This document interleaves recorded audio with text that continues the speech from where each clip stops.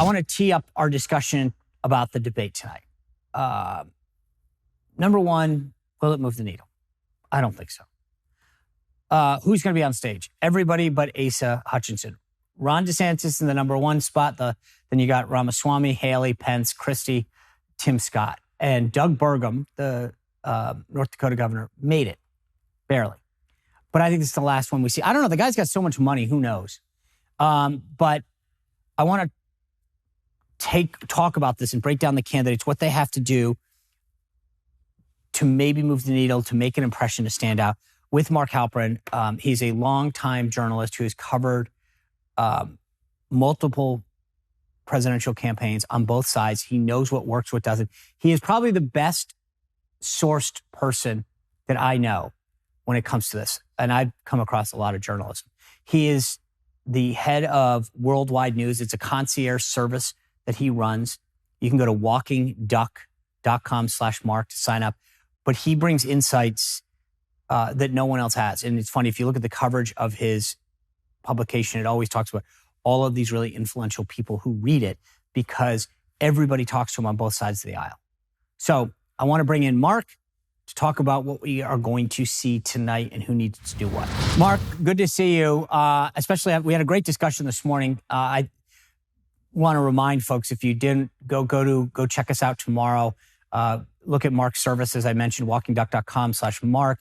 Go to my locals or go to the YouTube. You can watch this 9 a.m. tomorrow morning, our conversation to break down what we think people didn't do. But until then, let's do a little pregame here.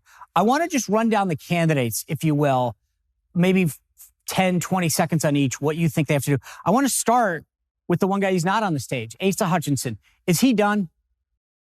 He's probably done. I don't think he'll make the next threshold. He does have a stunt in mind going to Michigan to try to get in the face of Donald Trump. I doubt he'll get much coverage. He's always difficult to see a path for him to even get traction. And I think it may be the last gasp of his campaign to go to Michigan tonight. Okay. Doug Burgum spent big, the current North Dakota governor. He spent a ton of money. He got the ads and he got that one poll he needed. Can he get to 4%? I mean, what does he need to do tonight? And can he keep spending his way to the next debate, which is 4%? It's possible. I mean, it's just an algorithm, right? And he'll say, how big a check do I need to write to get to the polling level? And probably they can do it. And he might well spend it. He seems to be enjoying himself. I think they've probably maybe run too heavily on bio, not enough on sort of some breakthrough issues. But I think he's an appealing guy.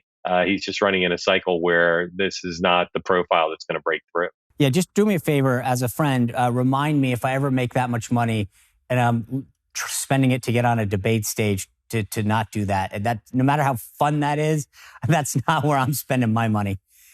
He's ambitious, and he's now more famous than he ever otherwise was going to be. So maybe he thinks it's money well spent. Yeah, I'll take the money and be unfamous. Let's go down to Christie. He's kind of toggled lately to try to be more than just the anti-Trump candidate, talking about his record in New Jersey, talking about how he would govern. And he's becoming super explicit that this is just a New Hampshire play and nothing else to try to get the people of New Hampshire on his side.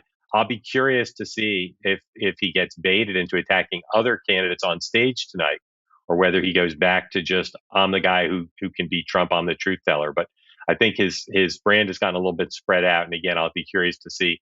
Last time, he attacked Vivek. I'm not sure that's the path to the nomination. So we'll see where he aims his fire tonight. Before I get to the next candidate, he made this analysis likening himself to Joe Biden last cycle in South Carolina, saying, I can win New Hampshire, slingshot forward. And he keeps saying, well, and then, Biden didn't even compete in a lot of the states that he won on Super Tuesday. Do you think that that's an oversimplification, or is that a realistic strategy? Well, of course, it's an oversimplification, but right now, if you're looking at the top three scenarios where Trump's not the nominee, Christie wounding him in New Hampshire is on that list of top three, right, just because of the absence of other things.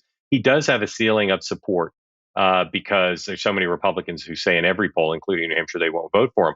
But there is still this question of where will the independents go?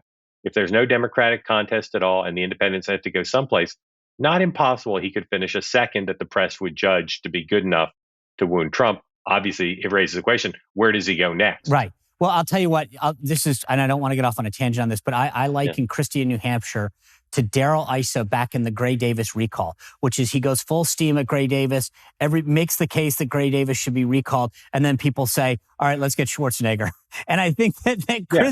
Christie could get people to believe, hey, Yeah. Trump can get beat. I'm just not the guy to do it. Yeah, it's a perfect metaphor. And again, look, remember his running was, I think, pretty much predicated on I'll do to Trump what I did to Marco Rubio in 2016.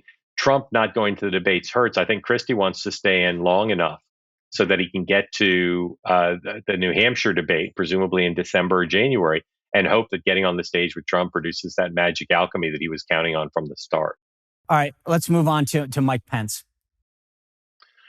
I've been surprised at his poll numbers not going up. I thought in the debate, people talk about, Haley doing well. Some say DeSantis did well. Ramaswamy being at the center of attention. I thought Pence did very well. For him, he got out the message he wanted to get out. I think his earned media has been good. I think his team is extraordinarily good at leveraging what they have. But the poll numbers do not move. It's hard for me to see Mike Pence having a better performance tonight than he did in Milwaukee. And if that performance did nothing to raise his poll numbers, it's hard to know what the path is. But he's running a very lean and smart campaign. He's raising decent money. He has a super PAC.